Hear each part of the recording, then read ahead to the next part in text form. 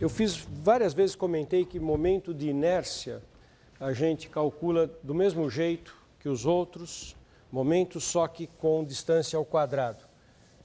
Vou fazer um exemplo disso para não ficar nenhuma dúvida pendente.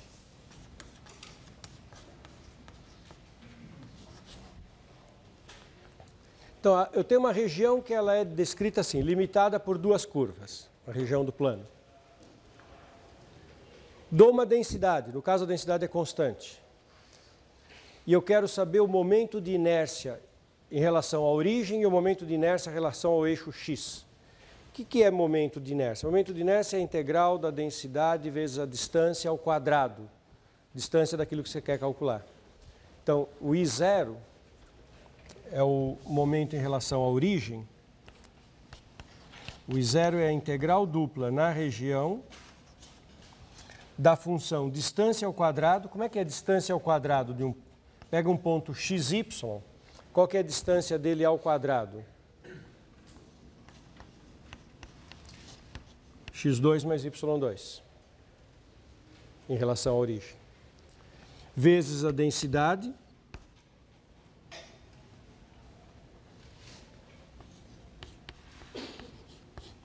em relação à área.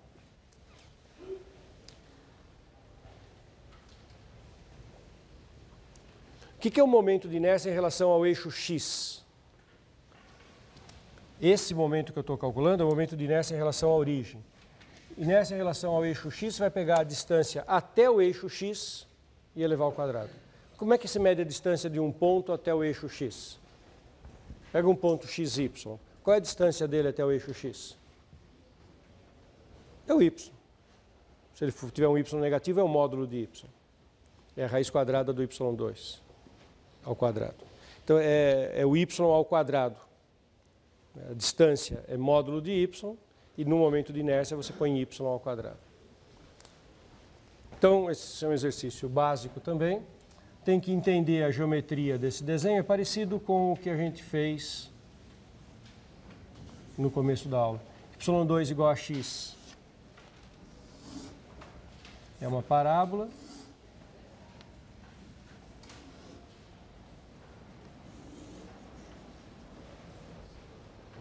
Y igual a x menos 2 é uma reta.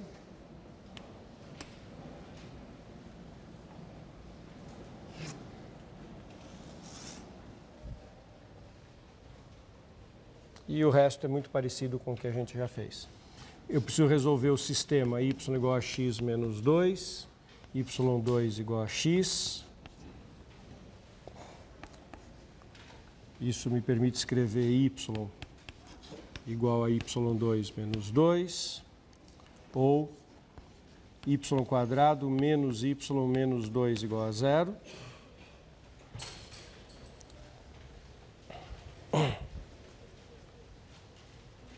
As raízes são 2 e menos 1.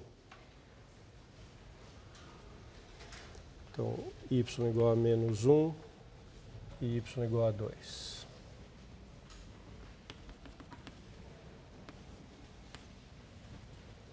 O desenho não está muito bom. Para ser melhor, precisaria ter feito aqui. Agora o desenho está mais razoável.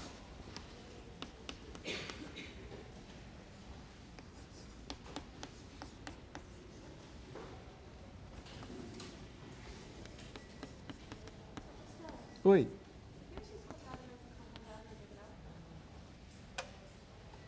Porque é o momento de inércia em relação à origem. Isso significa que é a integral sobre a região da distância de cada ponto até a origem ao quadrado, vezes a densidade, integrado em relação ao elemento de área. Isso é o conceito físico de momento de inércia.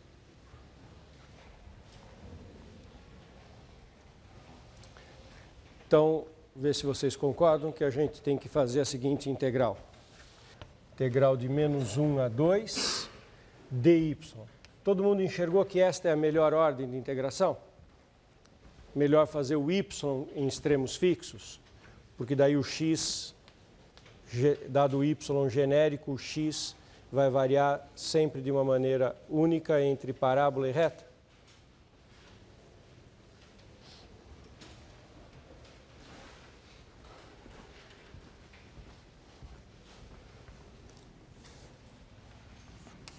Agora é o x em função do y.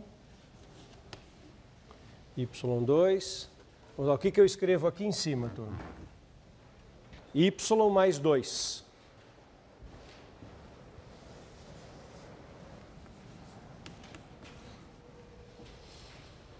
Não, por isso que eu estou fazendo esse exercício, para destacar que momento de inércia é isso. São algumas fórmulas que vêm da física. Algumas eu motivei mais, outras menos, por isso que eu estou reforçando esse conceito. Eu não tinha reforçado o momento de inércia, eu tinha falado em momento, em que eu fiz uma pequena discussão entre o momento em que você foi em densidade vezes área, que dá massa, vezes o braço, mas em que o braço aparece com sinal e não ao quadrado e podendo até ser negativo, que um pode compensar o outro, que é usado no centro de gravidade, certo? E o momento de inércia eu não tinha destacado muito. O momento de inércia é isso. É a densidade vezes a área, que dá a massa, distância ao quadrado, integrado. Bom, acho que esses exercícios que eu fiz, deixando indicado para vocês fazerem as contas desse aqui, esse aí eu posso até dar a resposta, 27 meios. Bom, integral tripla. O que muda em integral tripla? Bom, o que muda em integral tripla é que você passa para um Fubini com 3 variáveis. Então você tem que ser capaz de interpretar um sólido, escrever um sólido, eventualmente que veio descrito por não apenas uma coordenada, mas várias coordenadas. Então, por exemplo, uma descrição desse tipo deveria te permitir fazer um Fubini em 3 variáveis. Acho que esse é o exercício 6 da aula de hoje.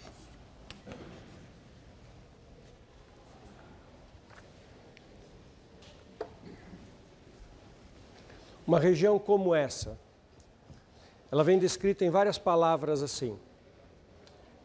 Ela está abaixo do plano z igual a x mais 2y, está acima do plano xy. Olha que tem uma distinção aí no jeito de escrever. Os enunciados estão usando 2 estruturas em português diferentes. Uma ele fala abaixo de z igual a x mais 2y, quer dizer que está abaixo da superfície z igual a x mais 2y. Quando ele fala acima de xy, ele não pôs o z. Então ele não está dizendo que está acima da superfície z igual a xy. Ele está usando um outro rótulo. O plano z igual a 0 chama plano xy. Então não é o z igual a xy, é o z igual a 0, que também é chamado de plano xy. Dado por, dado por, dado por. Então tudo isso você tem que juntar para descobrir quem é a região de integração. E sobre ela eu vou calcular a integral dessa função y. Essa região de integração, ela é dada pelas seguintes condições.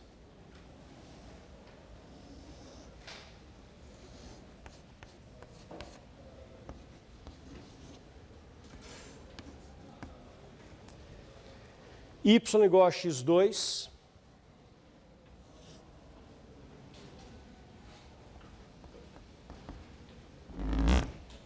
é uma parábola no plano xy, em que o y é parábola em função de x. X igual a 1,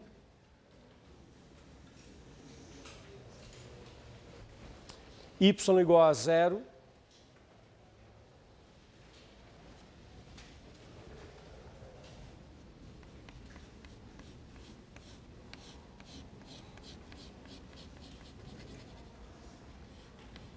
queria saber se vocês percebem que no plano XY, eu estou percebendo esta região. Limitada por y igual a x2, y igual a 0, x igual a 1. X igual a 1 é essa, y igual a x2, y igual a 0, que é o próprio eixo x.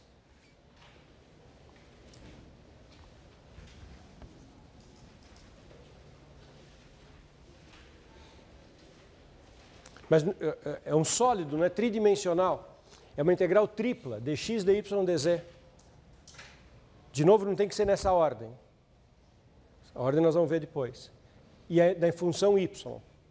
Não terminei de ver o domínio de integração. O que é esse desenho que eu sombreei ali, que eu marquei em branco do giz? Sabe como é que eu poderia descrever isso? É a projeção do sólido sobre o plano xy. O nosso sólido, se for projetado no plano XY, cai em cima dessa região. Agora, o sólido, ele falta dizer como é que esse sólido varia na vertical. E aí eu não vou ser capaz de desenhar. Meu desenho não vai conseguir ficar bom. O meu sólido, ele sai daqui e ele vai até, ele está acima do plano XY, que é o z igual a 0, e ele vai até esse plano x mais 2y. Então, ele tem aqui uma reta, ele tem aqui uma coisa, ele vem lá até aqui, até aqui, até aqui. E aqui tem uma superfície, que é um plano. E o meu sólido, ele lateralmente tem aqui o plano zx, ele lateralmente tem aqui uma coisa curva, uma superfície curva, e ele vem de 0 até esse plano, aqui em cima. Precisa ser muito bom de desenho para desenhar esse sólido. Eu não sou suficientemente bom para fazer isso. Aqui tem uma superfície lateral curvada. Aqui tem uma superfície lateral reta. Aqui na frente tem uma superfície lateral reta. Lá em cima tem uma superfície lateral plana, com um corte curvo. Então, se você tocar este sólido, vou tentar dar uma descrição usando o sentido do tato. Se você tocar esse sólido pela esquerda, você vai ver um plano, um formato de um triângulo. Pela direita, você vai sentir uma coisa parabólica. Pela frente é um plano, no teto é um plano e vindo lá de trás é um ponto. O sólido forma um ponto ali, é um vértice.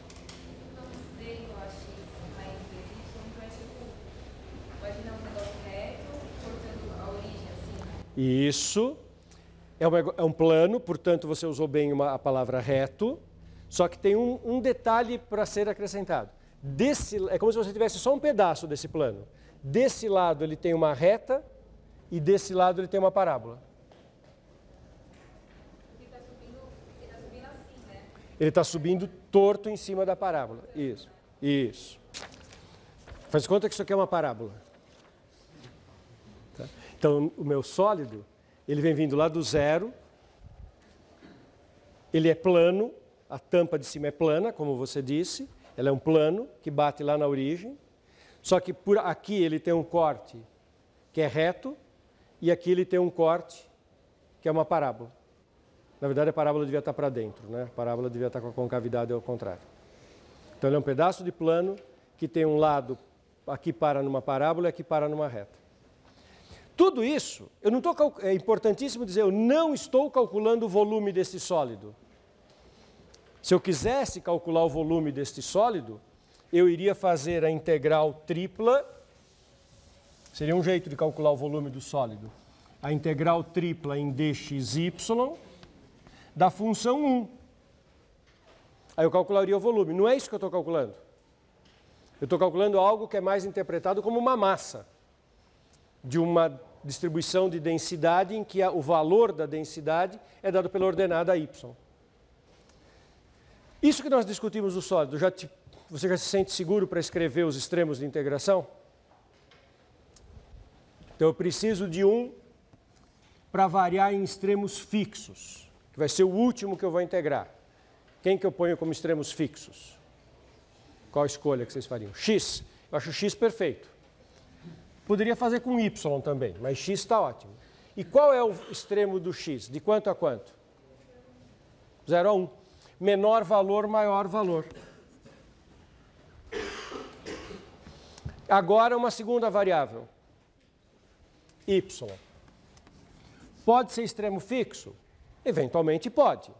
Se for, significa que no plano xy, a figura, a projeção do sólido sobre o xy é um retângulo.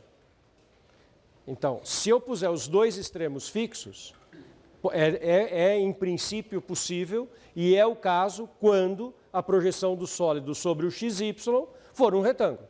A projeção do sólido sobre o xy é um retângulo? Não. Então não vou poder pôr os dois fixos. Alguém vai variar. Y vai variar como?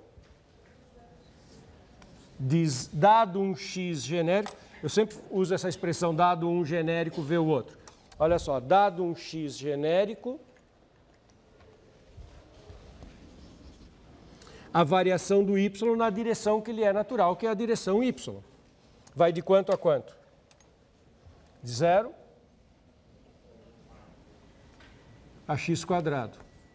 Y variando com x. E dado agora z, dado um xy genérico, z varia na direção que lhe é natural, direção vertical. De quanto a quanto? De 0, x mais 2y. Y, que é a função, e o jacobiano? Tem jacobiano? Não. Eu não mudei de variável. O problema nasceu em cartesianas, eu terminei em cartesianas, então não tem jacobiano.